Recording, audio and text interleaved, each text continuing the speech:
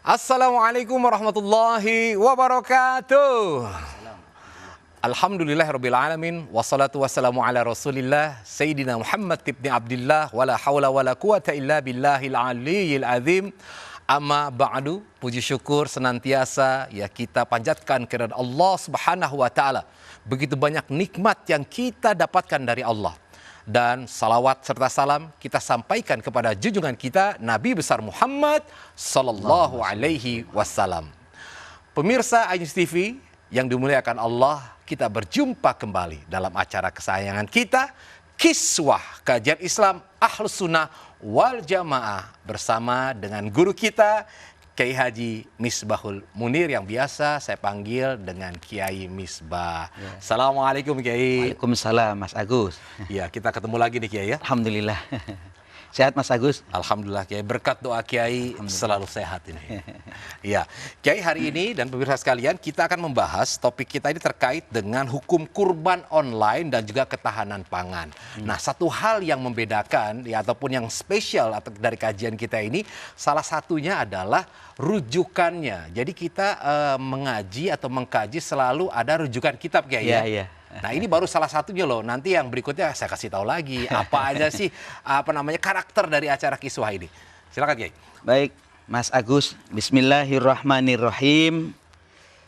Kalau kita pengajian selalu dimulai dengan kalimat qalal muallifuh rahimahullahu taala wa nafa'ana bihi wa bi ulumihi fid dharain amin.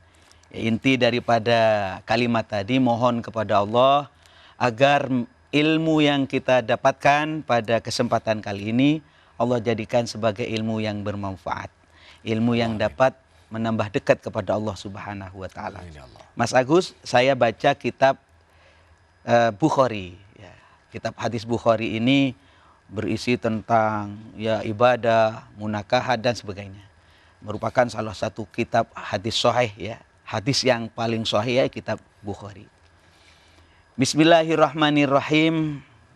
Di dalam Al-Quran Allah Subhanahu wa ta'ala mengingatkan kepada kita berkaitan dengan kemuliaan daripada bulan Dzulhijjah.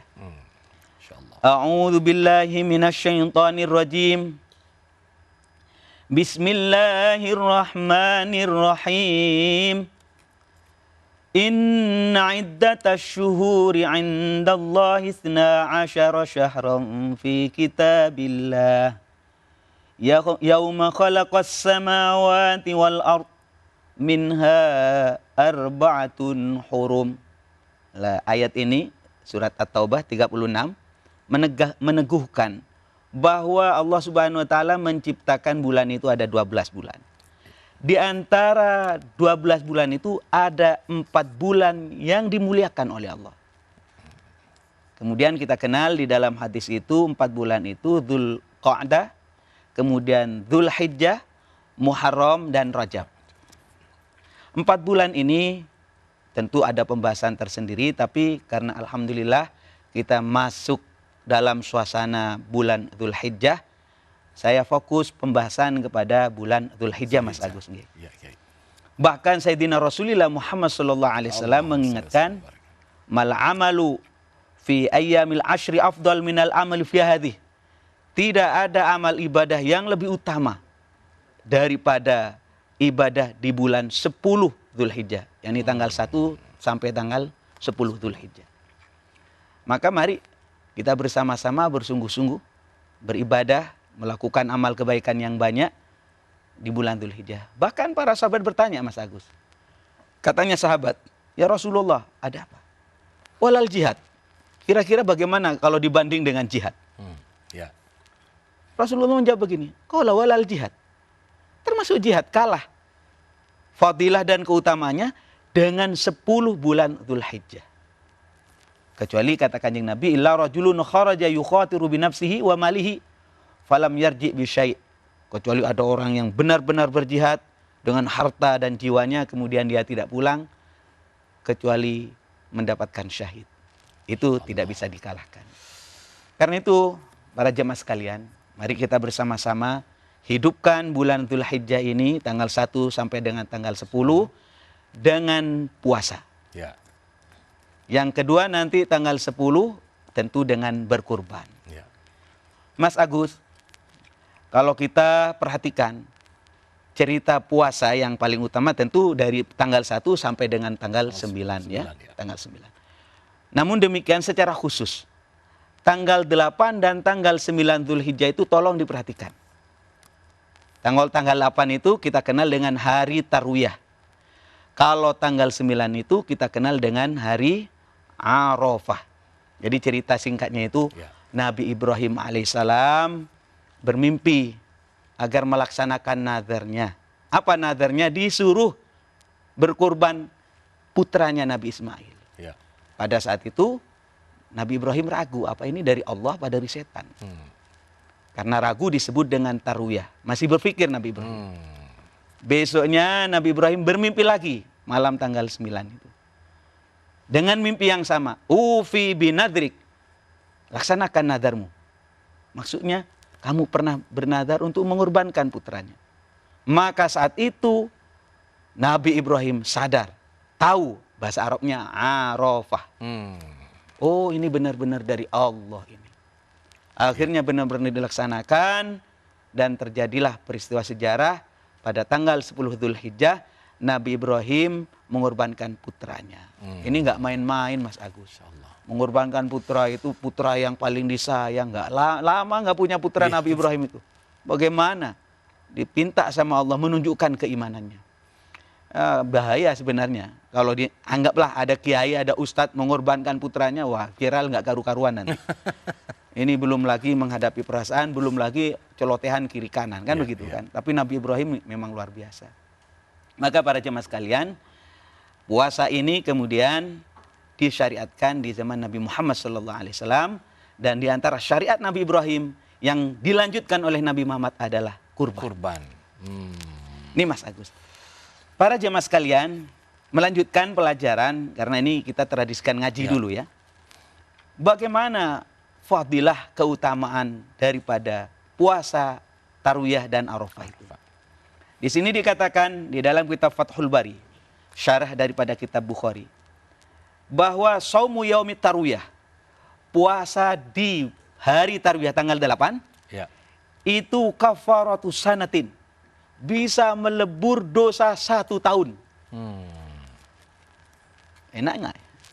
Umat Nabi Muhammad kecil-kecil, umurnya pendek-pendek seperti saya ya, diberi keberkahan oleh Allah. Kalau di bulan Ramadan ada namanya malam Lailatul Qadar, khairun min alfi syahrin, lebih utama dari 1000 bulan. Setelah bulan Ramadan ada lagi bonus. Siapa puasa 6 hari di bulan Syawal, faka'annama samaddar, sama dengan puasa 1 tahun. Ini ada lagi bonus dari Allah. Siapa puasa 1 hari di bulan Dzulhijjah, yakni tanggal 8 disebut dengan Tarwiyah, dapat melebur dosa. Dosanya dosa apa aja? Dosa apa saja. Kecuali hakul adami. Kalau kita pernah salah membicarakan kejelekan Mas Agus, nggak boleh lah, cukup astagfirullah. Nggak cukup kalau nggak cukup. Tapi kalau hakullah akan dimaafkan oleh sebab ini. Dosa misalkan nggak sholat selama sebelumnya? Kalau urusan sholat lain lagi ya. Oh beda ya. Dosanya diampuni. Kalau sholatnya tetap dikodok. Oh, dosanya diampuni. Iya, sholatnya diganti gitu. Siap. Mas Agus, terus bagaimana dengan Arafah? Arafah itu luar biasa lagi. Wa shaumu yaumi Arafah kafaratu sanatain. Puasa di bulan Arafah, puasa di hari Arafah. Hari Arafah itu tanggal 9 bulan Dzulhijjah. Itu dapat melebur dosa 2 tahun. 1 tahun yang lalu, 1 tahun yang akan datang. Nggak hebat bagaimana kita ini? Barokah umat Nabi Muhammad Sallallahu Alaihi Wasallam ini Mas Agus. Jadi bisa dibayangkan. Berarti kalau dua-duanya 3 tahun atau gimana ya? Itu. Jadi yang dimaksud dengan Tarwiyah itu, itulah yang dimaksud 1 tahun sebelumnya. Hadis ini Arafah ini 1 tahun sebelumnya dan 1 tahun setelahnya. Ini menguatkan saja. Karena bagaimanapun juga kita harus sampaikan kepada para jemaah sekalian, ternyata memang hari Tarwiyah itu ada yang mengatakan tidak disunatkan seperti tanggal 9. Tapi ada pendapat yang kuat mengatakan termasuk yang disunatkan adalah hari Tarwiyah tanggal 8 itu. Mas Agus, barulah kita tanggal 10 itu melakukan sebuah ritual yang bernama kurban. Kurban. Dan kurban ini sebenarnya bukan hanya syariat umat Nabi Muhammad, bukan. Sejak Nabi Adam sampai nabi-nabi setelahnya, itu ada kurban. Ini terbukti di dalam Al-Quran itu disebutkan begini. وَلِكُلِّ أُمَّةٍ جَعَلْنَا مَنْسَكًا لِيَذْكُرُوا اسْمَ اللَّهِ عَلَى مَا رَزَقَهُم مِّن بَهِيمَةِ الْأَنْعَامِ. Ini ayat ini menegaskan bahwa ternyata sejak Nabi Adam, nabi-nabi setelahnya termasuk Nabi Ibrahim dan Nabi Muhammad, memang ada yang namanya ritual kurban itu. Ya, ya, ya. Nabi Adam putranya ada Habil, ada Qabil. Berkurban yang diterima kurbannya Habil. Nabi Ibrahim berkubar. Ya. Umatnya Nabi Muhammad juga demikian. Tujuannya apa? Agar kita mengingat kepada Allah, mensyukuri nikmat Allah Subhanahu wa taala. Ini kalau berbicara hukum tentu kita tahu hukumnya ya sunat, sunat muakkadah. Sunat yang sangat dikokohkan. Kalau kita perhatikan, memang ada 3 hal. Untuk Nabi Muhammad wajib, kata Kanjeng Nabi. Untuk saya wajib. Salasun hiya alayya faraid. Kalau untuk saya wajib. Tapi umatku sunat, tatawu. Apa itu? Yang pertama an-nahru, berkurban. Yang nomor 2 wal witru, salat witir. Bagi Nabi Muhammad wajib. Bagi sampean dengan saya sunat. Benar nggak? Kemudian yang nomor 3 wadduha, salat duha. Bagi Nabi Muhammad wajib. Bagi umatnya sunat. Tapi kalau orang kaya jangan pakai hukum yang sunnah. Ya. Ini ada ancaman ini Mas Agus. Gimana kayak itu? Ancamannya itu bagi orang kaya begini. Man wajada sa'atan, barang siapa punya kemampuan, kekayaan. Ada yang dimakan cukup-cukup. Untuk belanjaan istri cukup.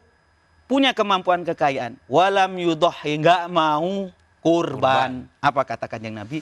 Fala yaqrabanna musallana. Wis, jangan dekat-dekat masjid. Jangan dekat musola. Sono. Gak dianggap umatnya Nabi Muhammad sallallahu alaihi wasallam. Dan itu para jemaah sekalian yang kaya-kaya, yang punya kemampuan, tolong kurban. Ibaratnya di blacklist begitu. Naudzubillah. Kalau di blacklist umat Nabi Muhammad mau lari kemana kita? Iya. Itu Mas Agus. Masya Allah. Ya, Kiai, ini sebenarnya masih banyak yang mau kita kaji lagi, terutama kaitannya juga bagaimana pelaksanaan hewan kurban. Sekarang kan banyak juga menggunakan online ya Kiai ya, apalagi di situasi pandemi ini. Nah, kemudian juga ya kita akan melihat sejauh mana sih kurban itu kaitannya dengan ketahanan pangan. Itu kan dilakukan 1 tahun sekali. Apakah ada pengaruhnya terhadap ketahanan pangan di Indonesia? Nah, nanti setelah ini kita akan menghadirkan seorang tokoh inspiratif ya. Beliau sebagai Ketua Umum Syarikat Nelayan Nahdlatul Ulama. Tapi tentunya setelah pesan-pesan yang berikut ini. Tetap bersama kami di Kiswah Kajian Islam Ahlus Sunnah wal Jamaah.